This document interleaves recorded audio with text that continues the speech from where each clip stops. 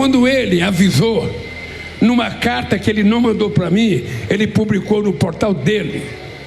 Ele disse que era preciso aumentar a taxa porque os Estados Unidos tinham déficit.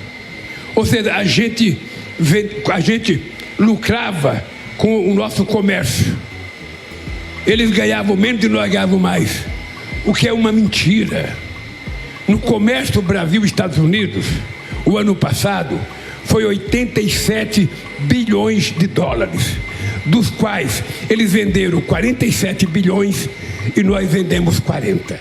O clima entre Brasília e Washington voltou a esquentar, e desta vez, as palavras vieram carregadas de tensão política, comercial e diplomática.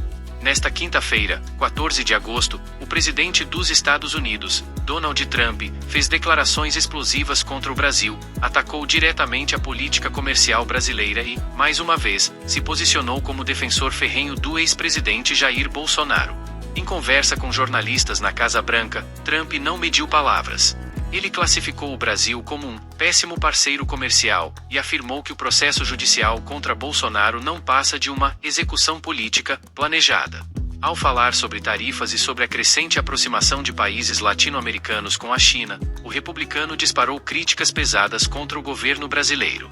Trump alegou que o Brasil impõe tarifas enormes, muito maiores do que as cobradas pelos Estados Unidos, tornando quase impossível negociar em condições justas. Segundo ele, agora estão sendo cobrados 50% de tarifas, e não estão felizes, mas é assim que funciona. Essa tarifa, que passou a valer desde o dia 9 de julho, afeta diretamente setores estratégicos das exportações brasileiras e, de acordo com Trump, está ligada não apenas a questões econômicas, mas também a fatores políticos internos do Brasil. E o alvo dessa ligação é claro, Jair Bolsonaro. Desde julho, Trump tem aproveitado entrevistas, discursos e até cartas públicas para defender o ex-presidente brasileiro. Em várias ocasiões, ele classificou as investigações e processos contra Bolsonaro como parte de uma caça às bruxas e, agora, elevou o tom ao chamar o caso de execução política. Trump não poupou elogios pessoais. Eu conheço esse homem, e vou dizer a vocês, sou bom em avaliar pessoas, acho que ele é honesto. Ele ama o povo brasileiro. Lutou muito por esse país. Não é meu amigo íntimo, mas é alguém que eu respeito. Ele representa milhões de brasileiros que são pessoas incríveis.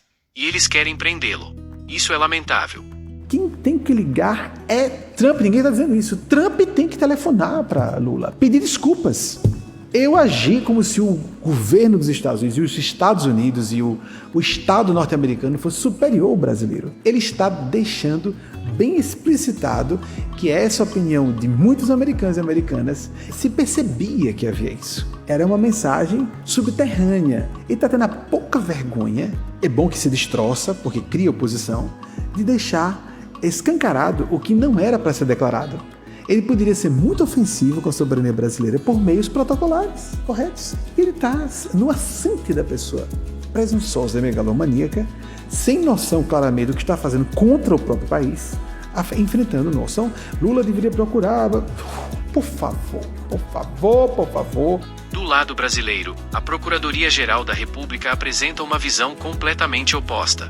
Segundo a PGR, Bolsonaro liderou uma organização criminosa armada que atuou para desacreditar o sistema eleitoral, incentivar ataques às instituições democráticas e preparar medidas de exceção após a derrota nas urnas em 2022.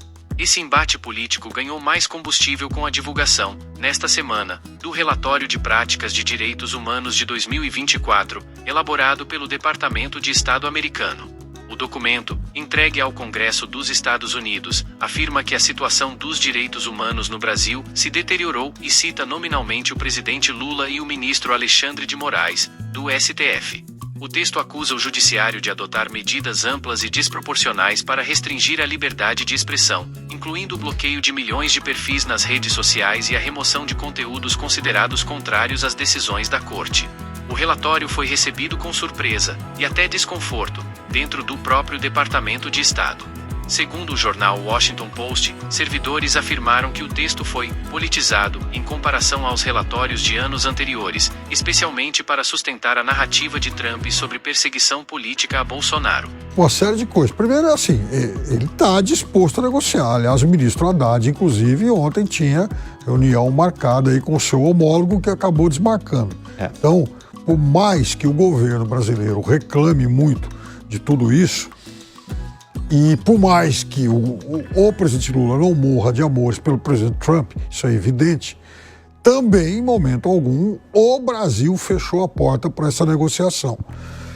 O presidente Lula, ele fala a verdade quando diz que aquela primeira carta mencionava essa questão de um suposto déficit americano com o Brasil. Houve um erro naquele texto, tem razão, ou desinformação. E é óbvio que o presidente Lula vai usar isso também, muitas vezes, nesses seus discursos. O erro está lá. O que nos estranhou muito ao sair o tarifaço exatamente por isso, porque os Estados Unidos é superavitário em relação ao Brasil nas exportações. Sim, a impressão é que aquilo foi feito a toque de caixa, lá de qualquer jeito, para dar uma enquadrada no Brasil, e saiu aquele erro grotesco.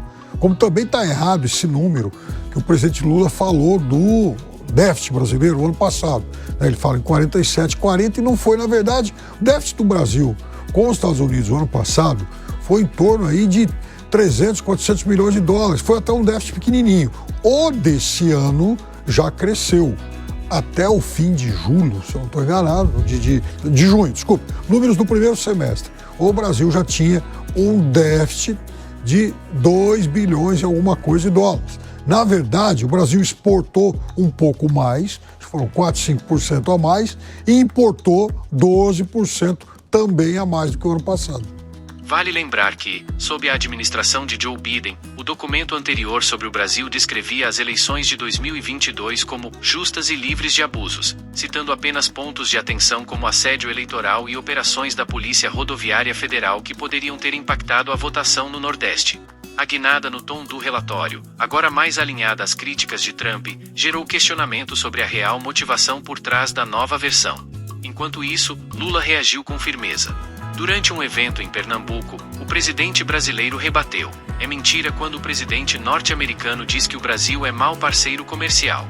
O Brasil é bom, mas não vai andar de joelho para o governo americano. Lula também deixou claro que não pretende depender exclusivamente do mercado norte-americano.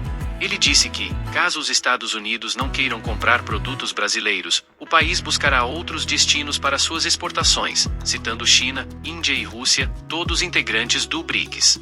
Para minimizar os impactos da tarifa de 50% imposta pelos Estados Unidos, Lula anunciou um plano de contingência com crédito de 30 bilhões de reais para empresas brasileiras. A meta é apoiar cerca de 10 mil negócios prejudicados, com medidas que incluem financiamento, compras públicas e revisão tributária.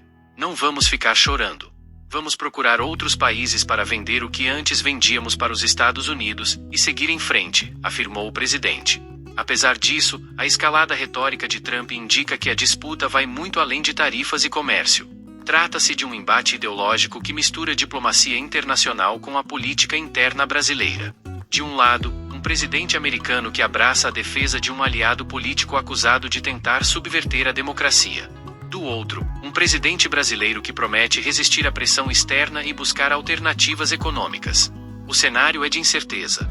Se a relação entre Brasil e Estados Unidos já enfrentava momentos delicados, agora ela entra em um território ainda mais turbulento, onde cada declaração pública se torna combustível para uma crise que pode influenciar tanto a política externa quanto a interna.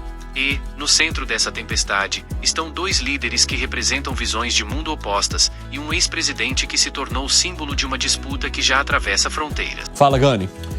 Olha só, ele tem todo o direito de reclamar, todos os países do mundo estão reclamando, né, das tarifas do Donald Trump. Eu também reclamo, acho que não é uma boa para o mundo, não é uma boa para os Estados Unidos. Agora, uma coisa é como você faz essa reclamação, né? Eu gosto muito mais da postura do vice-presidente da República, do Geraldo Alckmin, algo mais comedido, mais pragmático do que esse tipo de declaração. Eu acho que isso só leva à provocação, eleva o tom e ele deve buscar, sim, o canal da negociação. Mesmo que haja o risco da humilhação, mas ele tem que defender os interesses do povo brasileiro. Ou seja, a humilhação é um risco que o presidente tem que assumir em defesa dos nossos interesses. Agora...